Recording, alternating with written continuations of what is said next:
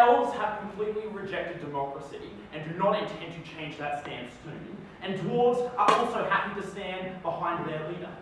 For a team that wanted to prop a culture that wasn't tied to Aragon, they seemed perfectly happy to enforce on a democratic system that was devised by humans, that would preference humans, and that those individuals would have an inherent advantage and be able to operate in a far more effective and superior manner to any other race. They said they wanted to remove Aragon from this, but in fact they were enforcing the very system that would ensure that the culture relating to Aragon was entrenched and enforced on other cultures. We say in this debate that what we do not support is an ill-functioning democracy for races who simply do not want it. What we say is that what we want to support is the defense of these individual races constructing their own structures, defining their own institutions, because we accept that those particular individuals have their own cultures, have their own beliefs, and have their own level of intelligence and differentiating attributes that enable them to be able to define those structures and not be restricted to an oppressive structure that is enforced on them by humans and only generates resent. Two key things in this speech. Firstly, why democracy will comprehensively fail on two separate levels. Firstly, the current situation in Middle-earth, and secondly, in a practical sense. And second point, in terms of positive material, why this harms leadership in Middle-earth and creates tensions. Rebuttal will be intertwined with my substantive. So firstly, let's look at the point of their model. Because their entire model and all the benefits that they could bring from their model, Mr. Speaker, assumed that the structures by humans would be adopted or would be preferential in this situation.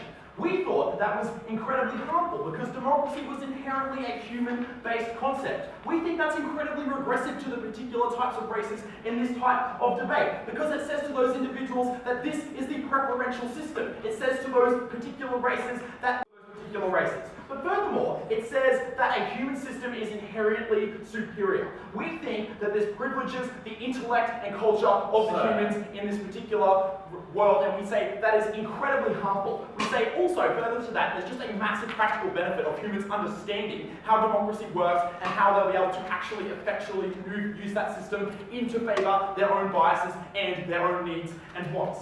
Additionally, what we say and what they said is that structural inequality exists. We think structural inequality will still exist under your side of the house. We think it will be just as bad. The only difference is it will be displaced in that humans will be able to accumulate the majority of wealth and resources by utilising and taking advantage of the structure that other particular races cannot access as easily. No, thank you. So we don't think that you solve any of the things that you said you would. We think you just displace them and actually just benefit humans. We thought that was harmful. So, on to the more practical points with respect to why democracy will fail. We acknowledge that as a base level, democracy only succeeds when you have an underlying unifying purpose. We think that this fails in two ways specifically in the Middle-earth world. We say that there are vast differences between races that are irreconcilable and not comparable to the human differences that we see in democracies in our own world. Further, we say to that we have things and specific examples being that humans can never understand the desires of ants. For example, ants could never particularly understand why it is that a human could cut down a tree. Furthermore, orcs could never understand elves. Elves live for years, they have specific types of magic. They don't understand, for example, time in the same concept that humans do.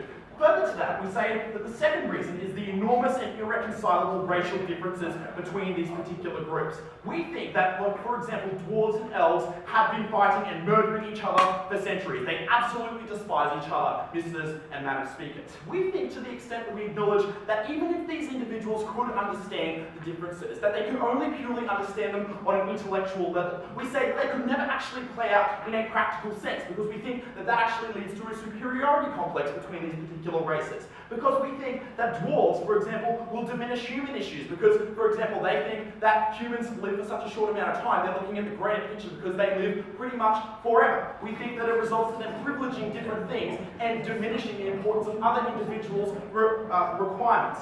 Furthermore, in terms of practical issues, we say that as a result, two things can occur here depending upon their setup. Firstly, as they said, humans will have the largest number of votes. We say that's incredibly harmful, as we'll explain on later. But also, we think that fundamentally edicts in this particular government won't be effective because Under their model, right, humans will have the majority. That means that humans pretty much have the overwhelming prerogative to pass whatever law they want to the detriment of any other races in this particular world. We say that's incredibly harmful, Mr. Speaker, because it means that those races never effectively get their views represented. No, thank you. We think that those races are going to become quite resentful towards that democracy, and we think that even to the extent that they want to favour those races, you have to have it one or two ways, right? Either you give them more power, in which case they disrupt this policy, or you have so much power to get these policies through. You have to. I'll take you now.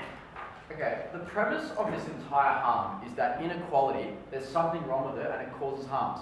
But under your side of the house, it's actually the humans who suffer the very same tyranny and inequality which you claim we create. Why should the elves and dwarves' interests be prioritised when humans suffer under the status quo? Alright, we acknowledge that inequality exists at the moment, right? But we think the way that you actually fix that is not fixed on your side of the house. We think the way that you actually detriment and ensure that equality never actually produces is by shoving those people into a government which only displaces that inequality in favour of one particular person, because your solution never solves it. We think if you don't actually force these people into a system that forces them to resent each other, you're more likely to gain that inequality. Sure, it might not happen overnight by way of like this magic democratic government, but we think it's far more likely to happen in the long term under our side of the house. You never were able to fix that. Firstly, in terms of second positive contribution, how this creates tensions in Middle-earth. We say that this actually destabilises leadership structures within these particular races, because we see that elves, dwarves, and men all have problems because they have been suffered significant losses and have been demoralised from the war that has been plaguing Middle-earth. We say that at this particular point in the debate, they desperately need leadership because the natural response to these races and the war has been to blame each other. Now what is necessary for them to rebuild their relationship,